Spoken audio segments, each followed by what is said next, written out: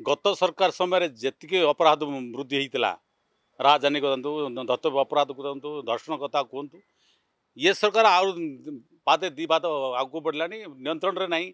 गत सरकार नियंत्रण नाला वर्तमान सरकार मत ये 5 मास 6 मास नियंत्रण बाहर होती ये हुए आम राज्य गोटे शांतिप्रिय राज्य थिला।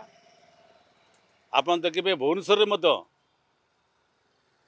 जते कहे बर्तमान बहुत संख्यार बर्तमान वृद्धि होती राजधानी कथा कहतु चोरी कथा कहतु धर्षण कथा कहतु सब जगह होची।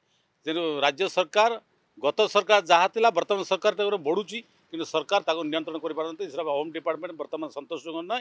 जदि आगामी दिन ये हुए आम राज्य प्रति विपद हम आम जनसाधारण सहित माने माने पुलिस विभाग जो निकटतर हवा कथा गैप बढ़ी बढ़ी जाऊँगी जहाँफल कि लोकंर निकटतर हो पार जब स्टाफ अभाव रोचे। तेणु आप देखिए अनेक समय बर्तमान सब अपराध वृद्धि सब बर्तमान वृद्धिटा घटुची।